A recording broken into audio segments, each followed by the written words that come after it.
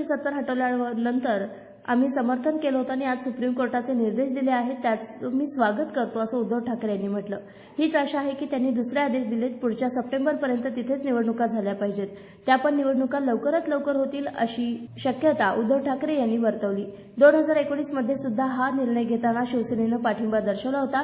आज सुद्धा सर्वोच्च न्यायालयानं हा नियम कायम ठेवला आहे, त्याचं मी स्वागत करतो असं म्हणत काश्मीरी पंडितांचा जो विषय आहे, आता उम्मीद करू की विश्वास कोण गॅरंटी देईल, कारण गॅरंटीचा जमाना आहे।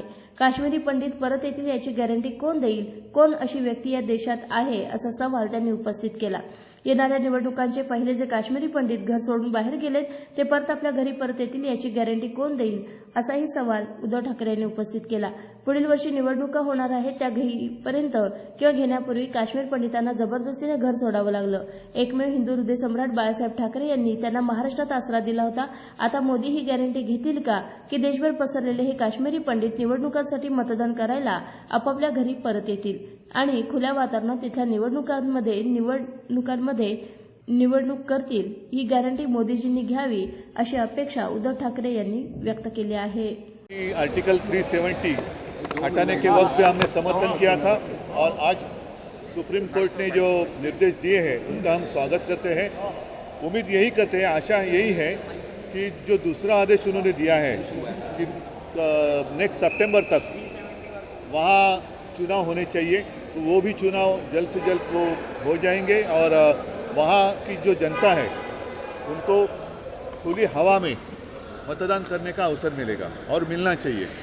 और साथ ही साथ ये तो बात हुई कश्मीर की, तो साथ ही साथ इलेक्शन लेने के पहले जो पीओके है वो भी अगर इसमें आ जाए तो पूरे कश्मीर में चुनाव हो जाएगा और कश्मीर अपने देश का जो एक हिस्सा है वो बरकरार रहेगा। 2019ला ज्या प्रकारे केंद्र सरकारने निर्णय घेतला होता तो वैध होता, आज सर्वोच्च न्यायालयाने निर्णय दिला आहे। आपल्याला कल्पना आहे की 2019ला सुद्धा हा निर्णय घेताना 370 कलम हटवण्याचा निर्णय केंद्र सरकारने घेतला, त्याला शिवसेनेने पाठिंबा दिला होता। आज सुद्धा माननीय सर्वोच्च न्यायालयाने हा निर्णय कायम ठेवलेला आहे, त्याचं आम्ही स्वागत करतो। आणि त्याचबरोबरीने आशा आहे की दुसरा जो त्यांनी एक आदेश दिला की येत्या सप्टेंबर म्हणजे पुढच्या वर्षीच्या सप्टेंबरपर्यंत तिकडे निवडणुका घेतल्या गेल्या पाहिजेत। त्या निवडणुका घेण्यापूर्वी पाकव्याप्त काश्मीरसुद्धा जर का आपण घेऊ शकलो तर संपूर्ण काश्मीरमध्ये एकत्रित निवडणुका झाल्या तर सर्व देशवासियांना आनंद होईल। काश्मीरी अधिवेशनाचे अपडेट आपण घेतायत नहीं, आता त्याच्यावरती मी बोलेन।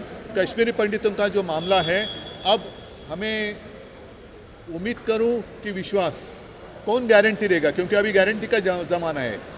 गारंटी कौन देगा कि कश्मीरी पंडित जो अपना घर छोड़कर भाग गए या भागना पड़ा उनको, तो वो सारे के सारे अब लौटेंगे, इसकी गारंटी कौन देगा? कौन ऐसी व्यक्ति इस देश में है जो गारंटी देगा कि आने वाले चुनाव के पहले जितने सारे कश्मीरी पंडित अपना घर छोड़कर बाहर गए हैं, उनको जाना मजबूर थे, वो जाना पड़ा था, वो फिर अपने घर लौटेंगे, इसकी गारंटी कौन देगा? क्या प्रधानमंत्री इसकी गारंटी देंगे? हम जानना चाहते हैं।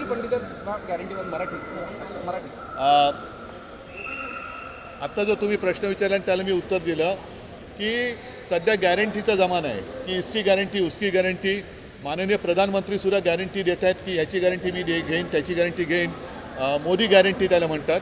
तर या निवडणुका ज्या पुढच्या वर्षी घ्यायला सांगितलेल्या आहेत सर्वोच्च न्यायालयाने, त्या घेईपर्यंत किंवा घेण्यापूर्वी जे काश्मीरी पंडित त्यावेळेला त्यांना जबरदस्तीने आपलं घरदार सोडून देशभरामध्ये त्यांना जावं लागलं आणि तेव्हा एकमेव हिंदू हृदय सम्राट बाळासाहेब ठाकरे यांनी त्यांना महाराष्ट्रामध्ये एक आसरा दिला होता। आता मोदीजी ही गॅरंटी घेतील का की हे देशभर पसरलेले जे काश्मीरी पंडित आहेत हे निवडणुकीसाठी मतदान करायला आपापल्या घरी परततील आणि खुल्या वातावरणात तिथल्या निवडणुकीत ते मतदान करतील? ही गॅरंटी मोदीजींनी घ्यावी ही माझी त्यांच्याकडनं अपेक्षा आहे।